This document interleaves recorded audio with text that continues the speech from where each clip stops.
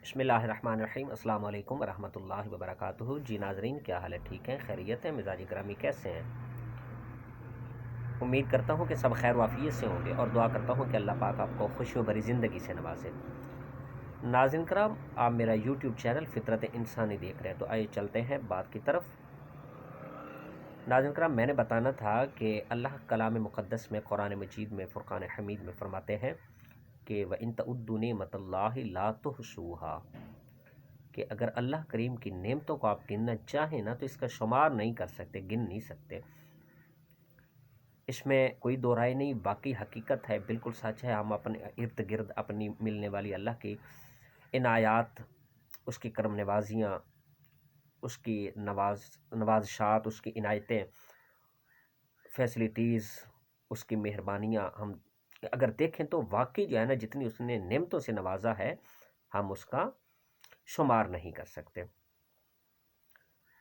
जब हम किसी ऐसी नामुमकिन सी ख्वाहिश के पीछे दौड़ने लग जाते हैं कि हालांकि बाकी सब कुछ नेमतें हमारे दामन में होती हैं, हमारी ज़िंदगी में होती हैं, अल्लाह की नवाज़शात, इनायात, लेकिन एक के पीछे लग के हम अपना सुकून बर्बाद कर देते हैं। बाज़ औक़ात हम हौसला भी हार जाते हैं, हिम्मत भी हार जाते हैं। दुआ तो मांगते रहना चाहिए, अल्लाह करीम से अपनी ख्वाहिश का इजहार करते रहना चाहिए, क्योंकि वही दर है जिस दर से मिल सकता है, उसके अलावा और कोई दर नहीं है। तो सोचिए कि अगर उस दर से धुतकार दिए जाए तो फिर कोई रास्ता नहीं, कोई दर नहीं, कोई मंजिल नहीं कि जिसका दरवाज़ा खटखटाने से हमें अपनी मुराद मिल जाए। लेकिन जब जैसे कहते हैं कि अल्लाह के घर में देर है, अंधेर नहीं। वल्लाह आलम ये सही जुमला है या नहीं, अगर गलत है तो माज़रत कहता हूँ, मुफ्तियान कराम ही बता सकते हैं। लेकिन जो बज़ाहिर ये जो उर्फ़ आम में इस्तेमाल हुआ जाता है या किया जाता है या हम करते हैं, इसलिए करते हैं कि अल्लाह करीम अता कर देंगे, लेकिन अल्लाह किसी मसलहत के तहत जब लेट कर देते हैं, अता नहीं होता, तो हम अपने आप को रंजीदा कर लेते हैं, हम अपने आप को अफसुर्दा कर लेते हैं, इस कदर गमगीन कर लेते हैं, इस कदर हम परेशान हो जाते हैं, इस कदर अपनी जान को हलकान कर लेते हैं, परेशान रह कर, कि बाकी जो जितनी नेमतें मिली होती हैं ना, हम उनका भी मज़ा किरकिरा कर देते हैं, उनकी भी लज्जत हासिल नहीं कर सकते। दुआ मांगते रहना चाहिए, लेकिन मायूसी गुनाह है, मायूसी कुफ्र है, अल्लाह को ये नापसंद है, अल्लाह को ये पसंद नहीं है। ना मोमिन तो दरकिनार, एक इंसान की भी शायान शान नहीं है कि इंसान को अल्लाह ने कड़ियल जवान बनाया, होशो हवास दिए, उसकी फितरत में तवाज़ुन रखा, उसे बहुत सारी नेमतों से नवाजा, तो उसे ताकतें अता की, उसे सलाहियतें अता की, तो उसे बरूकार वो ना लाए और मायूस हो जाए, ये इंसान के भी शायान शान नहीं है। वो एक बादशाह था ना, तो उसके वज़ीर से उसने पूछा कि ये जो है ना, उसने कहा कि ये जो मेरे खुदाम है या बाकी रियाया, ये कितने खुशबाश रहते हैं, इनके पास कुछ भी नहीं है लेकिन फिर भी खुशबाश हैं, और मेरे पास सब कुछ है लेकिन मैं इतना नहीं हूँ, ये कैसे खुशबाश इतना रहते हैं। तो वज़ीर बातदबीर था, सियाना था, अक्लमंद था, दानिशमंद था। उसने कहा कि बादशाह, ये तो अभी हम जज कर लेते हैं, अभी चेक कर लेते हैं, हम ये अंदाज़ा लगा लेते हैं कि ये खुश क्यों है। इनके ऊपर कानून नंबर जो 99 है उसका इत्तलाक करते हैं, निफाज करते हैं, अभी इनकी हकीकतें सामने आ जाएगी कि ये खुश क्यों है, कैसे खुश रहते हैं, इतने खुशबाश कैसे रहते हैं। तो बादशाह ने समझा कि वजाहत मांगी, तो कहा कि रात को हम ऐसे करते हैं, एक सराही में 100 दिरहम डाल के ना उसके ऊपर लिख देते हैं कि ये आपकी तरफ है, इसमें पूरे 100 दिरहम हैं, 100 दराहिम है इसमें, और ये आपका है। बादशाह ने कहा चले ठीक है, शाम होने दे, करते हैं। तो सराही में 100 के बजाय 99 दिरहम डाले गए और उनके ऊपर लिख दिया गया कि ये आपका है, आप इसके मालिक हैं।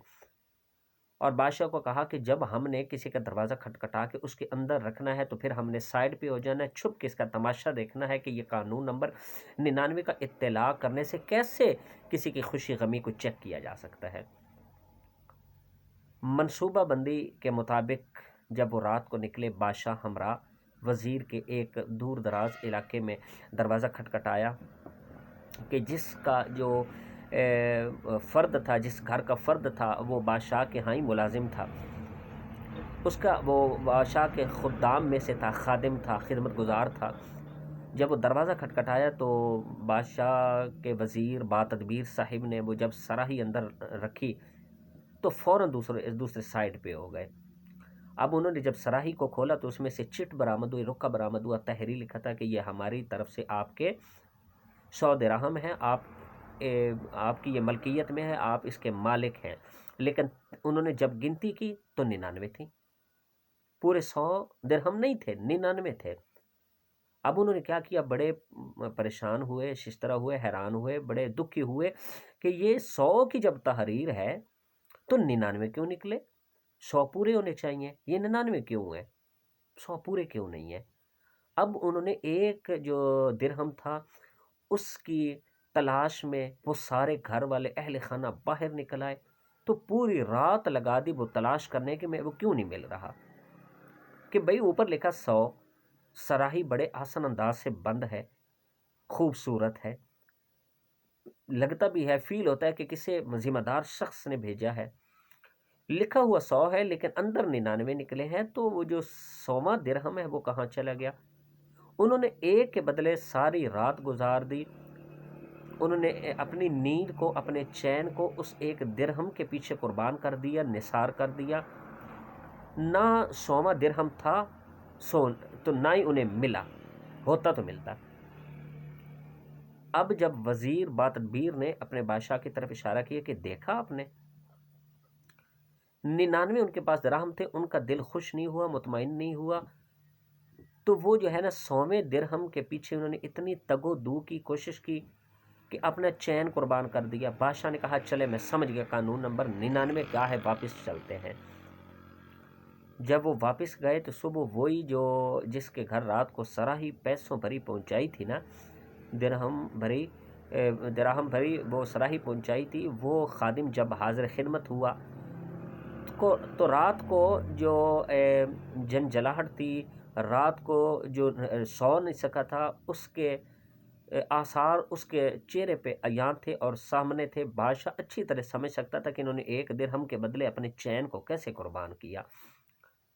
تو وزیر نے کہا کہ بادشاہ دیکھا آپ نے کہ ایک جو ہے نا ایک درہم کے بدلے ان کے پاس 99 درہم پہنچے، ان پہ وہ خوش نہیں ہوئے، ان کے کوئی تعریفی کلمات ادا نہیں کیے، ان کے حصول پہ کوئی جو ہے نا خوشی کا اظہار نہیں کیا، کوئی مسرت کا اظہار نہیں کیا۔